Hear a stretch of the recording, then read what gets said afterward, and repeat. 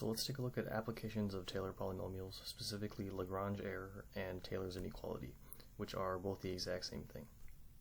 And so how do we calculate the Lagrange error? Well, let's start out by creating a Taylor's polynomial.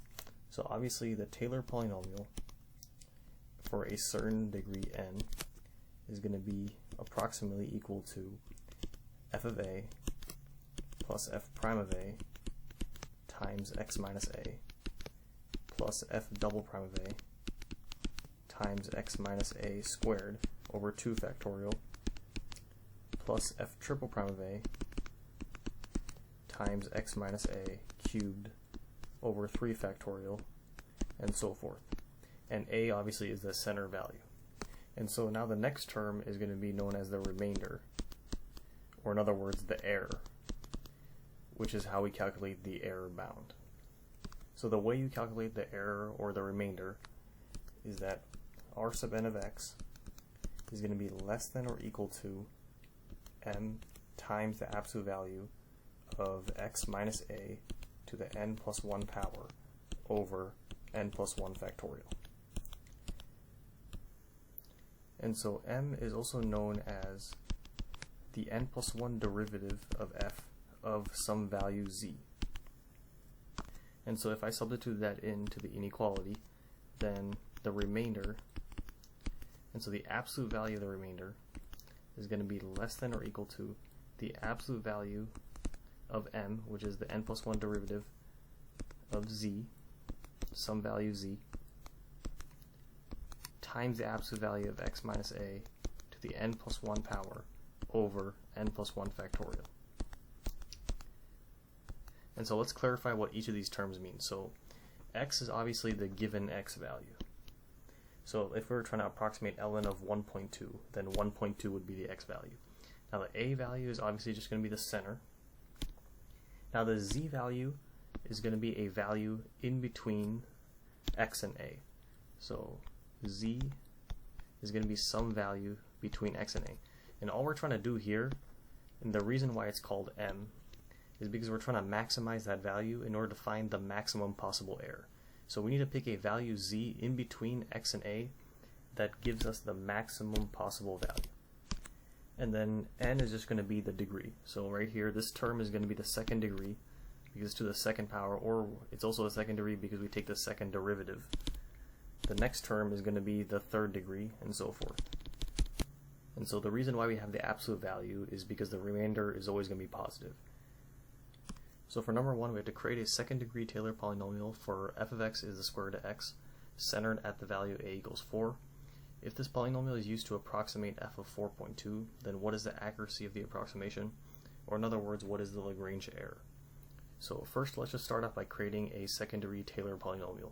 So it's not centered at 0, so we cannot use Maclaurin, but it's centered at 4, so we must use the standard Taylor formula. But the good thing is we only need to go to 2 degrees. So we need to derive only twice. So if f of x is equal to the square root of x, then we need to evaluate at the center, so at 4. So f of 4 is equal to the square root of 4, or 2. Now f prime of x, it will be equal to 1 over 2 square root of x, or 1/2 x to the negative 1/2. And so f prime of 4 will equal 1 over 4. And so f double prime of x is going to be equal to negative 1 over 4 x to the negative 3/2, which means f double prime of 4 will be equal to, well, 4 to the 3/2 is 8, and 8 times 4 is 32. So we get negative 1 over 32. So constructing this Taylor polynomial, we'll get f of 4, which is 2, plus f prime of 4, which is 1/4, times x minus the center value, which is 4, plus, or in this case there's a negative, so minus f double prime of 4, so negative 1 over 32, times x minus 4 to the second power over 2 factorial.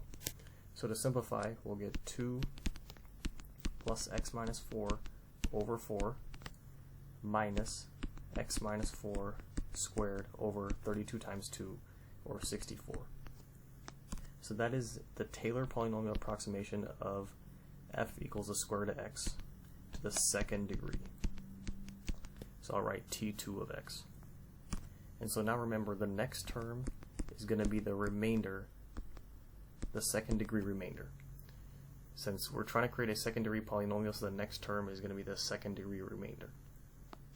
And so in order to find the accuracy, we need to find the remainder or that error. So once again, the remainder or the error, the absolute value of it, since it has to be positive, is going to be less than or equal to the next derivative, so n plus 1, of some value z, and remember z is between the center value and the x value given, times the absolute value of x minus a to the n plus 1 over n plus 1 factorial. So the good thing here is that we know what n is, we know what x is, and we know what a is, so we can just substitute all of these values. And so if I rewrite this half of the inequality down here, we'll get f. Now the derivative that we're taking now, since the degree is 2, we created a second degree. Now we're going to take n plus 1 of the third derivative for the third degree at some value z times the absolute value. Now the x value given to us, we're trying to calculate f of 4.2, right? So 4.2 minus a, which is the center value, that's 4. So 4.2 minus 4 to the n plus 1 power. Now if we calculate the second degree, that means we're going to have to take it to the third power over 3 factorial. Since 2 is equal to n, so 2 plus 1 is 3. And so in order to find the third derivative, we must take the third derivative. So if f double prime is negative 1/4 x to the negative 3 halves, f triple prime of x is going to be equal to 3 over 8 x to the negative 5 halves. Or in other words, 3 over 8 x to the 5 halves. So now remember, z is a value between x and a.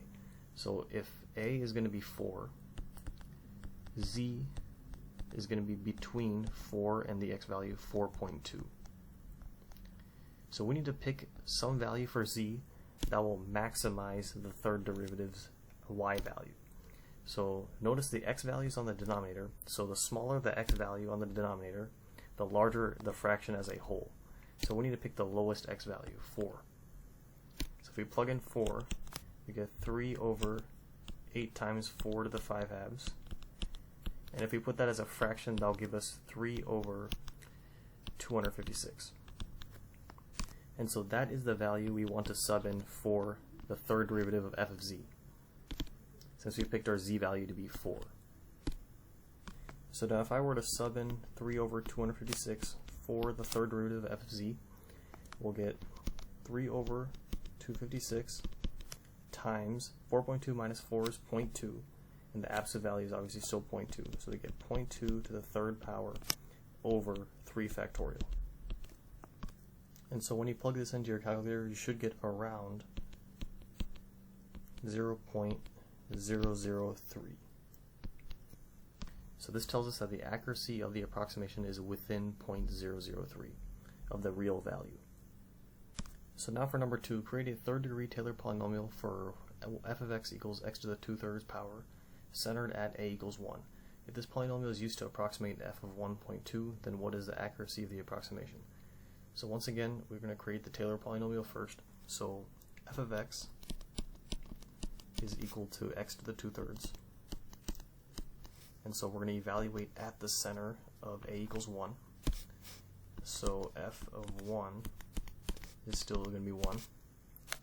Now f prime of x, the derivative, is going to be 2/3 x to the negative 1/3. And so f prime of 1 will be equal to 2/3. Now f double prime of x is equal to negative 2 over 9 x to the negative 4/3. So then f double prime of 1 equals negative 2 over 9. And so f triple prime of x will be equal to 8 over 27 x to the negative 7/3, which means that f triple prime of 1 will equal 8 over 27.